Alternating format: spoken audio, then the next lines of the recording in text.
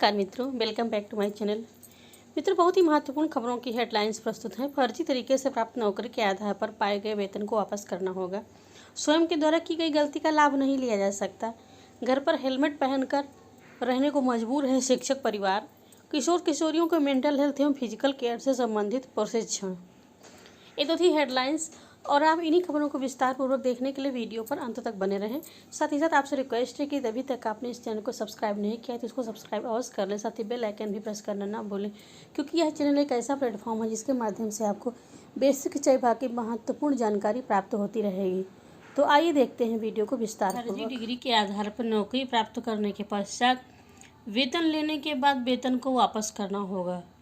जी हाँ मित्रों, प्रयागराज से खबर है। फर्जी डिग्री से नौकरी लेने के एक मामले में इलाहाबाद हाईकोर्ट ने बड़ा फैसला सुनाया। हाईकोर्ट ने कहा कि कोई भी व्यक्ति स्वयं की गलती का लाभ नहीं ले सकता।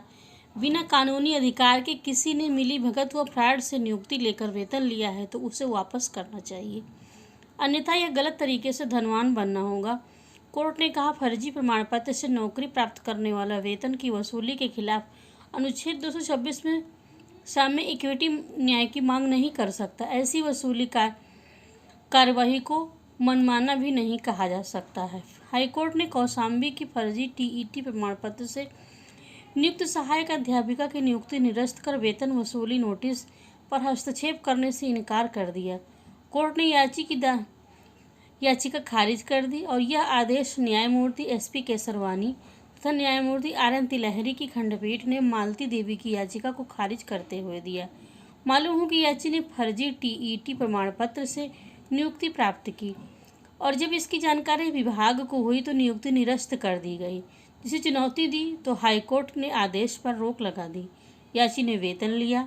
10 जुलाई 2020 को नोटिस जारी किया गया कि गलत तरीके से लिया गया वेतन वापस करें। इस फैसले को भी चुनौती दी गई।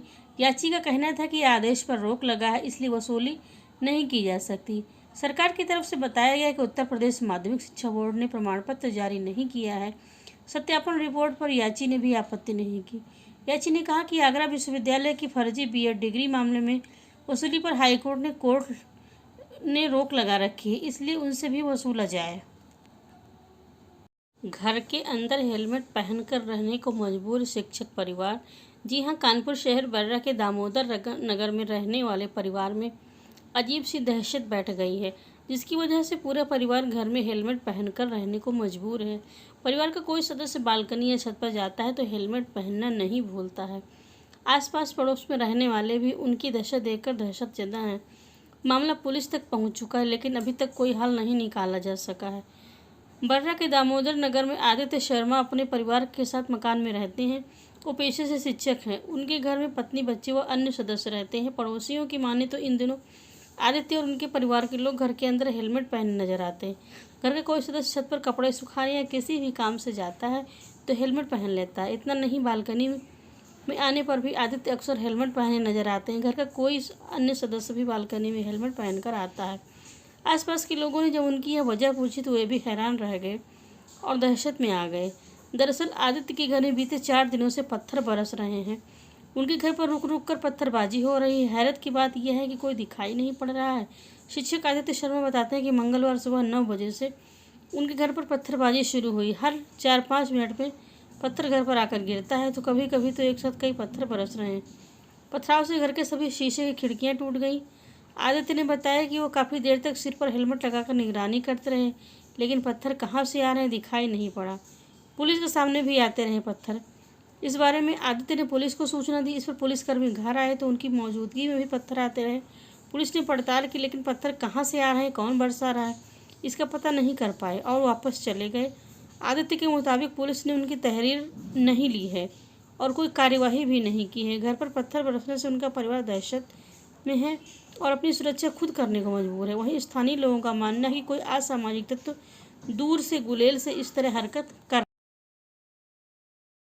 महानिदेशक स्कूल शिक्षा एवं राज्य परियोजना निदेशक का आदेश है। प्रेषक महानिदेशक स्कूल शिक्षा विद्या भवन निशादगंज लखनऊ सेवा में जिला बेसिक शिक्षा अधिकारी जनपद आगरा, अलीगढ़, अमरोहा, आजमगढ़, बागपत, बहराइच, बलिया, बलरामपुर, बाराबंकी, बरेली, भदोही, बिजनौर, बदायूं, बुलंदशहर, चंदौली, चित्रकूट, फतेहपुर, फिरोजाबाद, गाजियाबाद, गाजीपुर, गोंडा, गोरखपुर, हरदोई, हाथरस, जालौन, झांसी, कौशाम्बी, लखीमपुर खीरी, लखनऊ, महाराजगंज, महोबा, मथुरा, मेरठ, मिर्जापुर, मुरादाबाद, मुजफ्फरनगर, पीलीभीत, रायबरेली, रामपुर, सहारनपुर, संत कबीर नगर, शाहजहांपुर, सिद्धार्थनगर, सीतापुर, सोनभद्र, श्रावस्ती, उन्नाव, वाराणसी, औरैया, कानपुर नगर।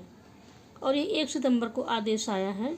पत्रांक संख्या अंकित है और इसका विषय है किशोर किशोरियों के मानसिक स्वास्थ्य, शिक्षा, सुरक्षा तथा कानूनी जागरूकता पर आधारित child protection, mental health and psychological care विषय पर एसआरजी स्टेट रिसोर्स ग्रुप के सदस्यों की क्षमता संवर्धन हेतु प्रशिक्षण के संबंध में महोदय महोदया अवगत कराना है कि भारत सरकार के निर्देशानुसार, तो इसमें देखिए एक कार्यक्रम है national institute of mental health and neuro sciences Bangalore supported by ministry of women and child development of India के सहयोग से देश के प्राथमिक, उच्च प्राथमिक, माध्यमिक तथा उच्च माध्यमिक विभाग के शिक्षकों का child protection, mental health and psychological care विषय पर आधारित क्षमता संवर्धन प्रशिक्षण आयोजित किया जाना है। ये कार्यक्रम मुख्य रूप से किशोर किशोरियों के मानसिक स्वास्थ्य, शिक्षा, सुरक्षा तथा कानूनी जागरूकता 4 घटकों पर केंद्रित है। समग्र शिक्षा के अंतर्गत उत्तर प्रदेश में प्रथम चरण में यह प्रशिक्षण सब कस्तूरबा गांधी बालिका विद्यालय के लिए नियोजित किया जा चुका है तथा द्वितीय चरण में यह प्रशिक्षण उच्च प्राथमिक विद्यालयों के शिक्षक शिक्षिकाओं के लिए आयोजित किया जा रहा है। अगले चरण में यह प्रशिक्षण प्रदेश के 50 जनपदों में एसआरजी सदस्यों के लिए सितंबर माह से आयोजित किया जा रहा है। इस हेतु आपका जनपद स्पेशल फोकस डिस्ट्रिक्ट वार्डर से जुड़े जनसंख्या घनत्व बाहुल्य क्षेत्र एवं औद्योगिक क्षेत्र के अंतर्गत चयनित किया गया। उक्त जनपदों की विवरणवार सूची पत्र के साथ संलग्न है। उक्त के संबंध में निम्नलिखित बिंदुओं पर कार्यवाही प्रेषित है। यह प्रशिक्षण essential skill of child mental health work पर आधारित है। यह प्रशिक्षण राज्य परियोजना कार्यालय द्वारा गुणवत्ता सेल के अंतर्गत चयनित एसआरजी के सदस्यों के लिए है। यह प्रशिक्षण निमहांस द्वारा 50 प्रतिभागियों के बैच में ऑनलाइन जूम के माध्यम से आयोजित किया जाएगा और इस निमहांस द्वारा बैचवार व्हाट्सएप ग्रुप बनाकर लिंक आदि भेजते हुए तथा आवश्यक समन्वय किया जाएगा। प्रतिभाग करने वाले जनपदों के प्रतियोगियों की संख्या का विवरण। प्रशिक्षण दिनांक 21 सितंबर से प्रारंभ होकर के मार्च 22 में समाप्त होगा और प्रशिक्षण प्रत्येक सप्ताह 2 दिन 2:30 बजे से लेकर 5:30 बजे के मध्य जूम मीटिंग के माध्यम से ऑनलाइन आयोजित किया जाएगा। जिला बेसिक शिक्षा अधिकारी को लक्ष्य के सापेक्ष प्रशिक्षण में प्रतिभाग करने हैं तो अपने जनपद के एक एसआरजी जो सक्रिय एवं नेतृत्व क्षमता में दक्षों को नामित कर संलग्न प्रपत्र के अनुसार एसआरजी सदस्य की सूची राज्य परियोजना कार्यालय को दिनांक 9 सितंबर 21 तक प्रत्येक दशा में उपलब्ध कराना सुनिश्चित करें। यह सुनिश्चित करना है कि नामित एसआरजी के सदस्य द्वारा प्रशिक्षण के सभी सत्रों में प्रतिभाग करना अनिवार्य होगा। प्रशिक्षण प्राप्त करने के उपरांत संबंधित विषय वस्तुओं पर विद्यालय भ्रमण के दौरान विद्यालय में अध्ययनरत किशोर किशोरियों से यदि कोई बच्चा जिसको child protection, mental health and psychological care के संबंध में सपोर्ट की आवश्यकता होगी, उसकी काउंसलिंग आदि कर बच्चे की प्रोफाइल तैयार करी जाएगी। लगातार फॉलोअप करें और इससे संबंधित आख्या राज्य परियोजना कार्यालय को उपलब्ध कराएं। इसके अतिरिक्त एसआरजी तथा संकुल सदस्यों की बैठकों में निमहांस मॉड्यूल से संबंधित विषय वस्तुओं पर अनिवार्य रूप से चर्चा करें। यह कार्यक्रम का क्रियान्वयन एवं अनुसरण जिला समन्वयक बालिका शिक्षा द्वारा किया जाएगा।